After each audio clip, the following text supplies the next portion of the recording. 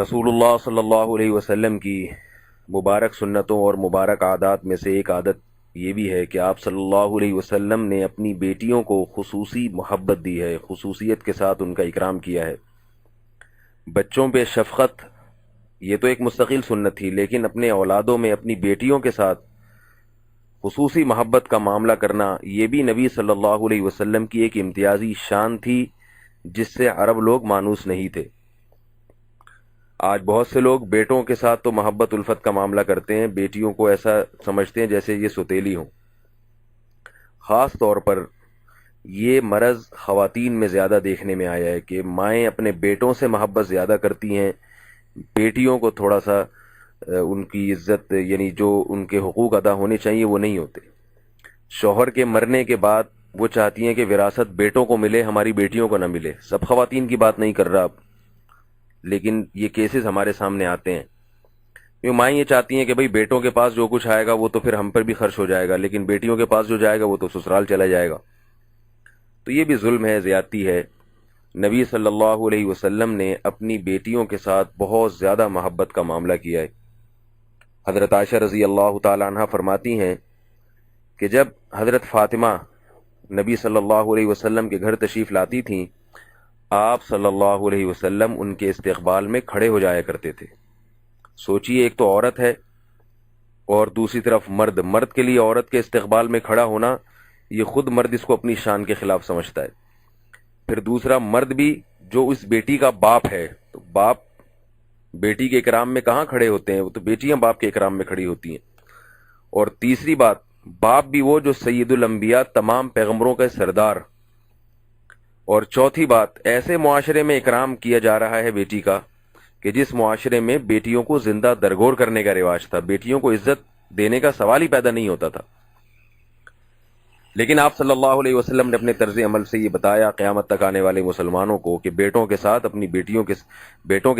अपनी बेटियों के साथ भी हुस्न सलूक किया करें, उनको मोहब्बत दिया करें। हज़रत आयशा फरमाती हैं कि एक मरतबा आप सल्लल्लाहु अलैहि वसल्लम के यहाँ हज़रत फ़ातिमा तशरीफ़ लाईं। आप सल्लल्लाहु अलैहि वसल्लम मरज़ मौत में मुब्तला थे। हज़रत फ़ातिमा को देखकर अंदाज़ा हो गया कि आप सल्लल्लाहु अलैहि वसल्लम दुनिया से रुखसत होने वाले हैं। तो आप सल्लल्लाहु अलैहि वसल्लम को देखकर रोने लगी। आप सल्लल्लाहु अलैहि वसल्लम ने हज़रत फ़ातिमा को करीब किया और उनके कान में कुछ बात की, जिससे हज़रत फ़ातिमा रज़ी अल्लाह ताला अन्हा मुस्कुराने लगी। बात आई गई हो गई, आप सल्लल्लाहु अलैहि वसल्लम का इंतकाल हो गया। बाद में हज़रत फ़ातिमा से पूछा गया कि आप पहले रोईं फिर हंसी, इसकी क्या वजह है? तो फरमाया कि मैं रोई इस बात पर थी कि मुझे अपने वालिद की मौत का गम लाहिक हो गया था। मुझे नहीं लग रहा था कि आप सल्लल्लाहु अलैहि वसल्लम जिंदा रहेंगे।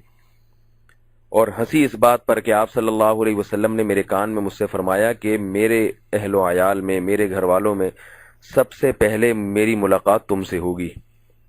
और वाक़तन कुछ ही अरसे के बाद हज़रत फ़ातिमा रज़ी अल्लाह ताला अन्हा का इंतकाल हो गया।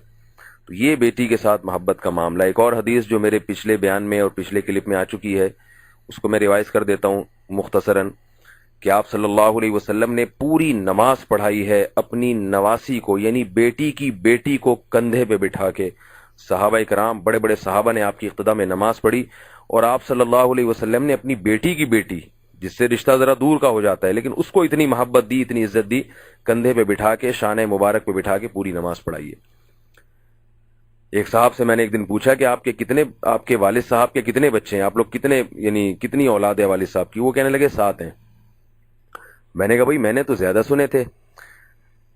तो कहने लगे हाँ, बहनें उसके अलावा हैं, यानी बेटियां भी हैं। तो मैंने कहा आपने उनका क्यों नहीं जिक्र किया? तो कहते हैं हम लोग जो है ना सिर्फ बेटों को औलाद में शामिल करते हैं, बेटियां चूंकि पराई होती हैं, दूसरे घर में रुखसत होके जाती हैं, उनको नहीं शामिल करते। मैंने कहा वाह भाई वाह। तो बेटियों को औलाद की, बाज लोगों ने बेटियों को औलाद की फहरिस्त से ही निकाल दिया है। तो ये जुल्म भी हो रहा है बाज जगहों पर, उनको भी अपनी औलाद में शामिल करना चाहिए। इसी वजह से बाज उलमा की राय यह है कि शादी के बाद भी लड़की के साथ उसके वालिद का नाम लगना चाहिए, शोहर का नहीं लगना चाहिए, ताकि ये एहसास रहे कि इसका नसब किससे चल रहा है, बाप से। नाम जो आखिर में लगाया जाता है वो नसब शो करने के लिए लगाया जाता है।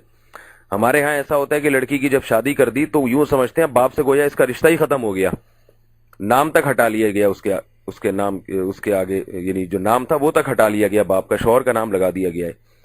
تو یہ طریقہ سنت کے بہرحال قریب معلوم نہیں ہوتا. میں یہ نہیں کہہ رہا کہ یہ ناجائز ہے، مگر سنت کے قریب معلوم نہیں ہوتا.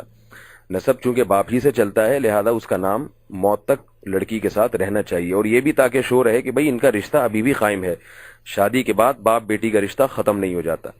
اللہ تعالیٰ سمجھنے کی، عمل کی توفیق عطا فرمائے. وما علینا الا البلاغ.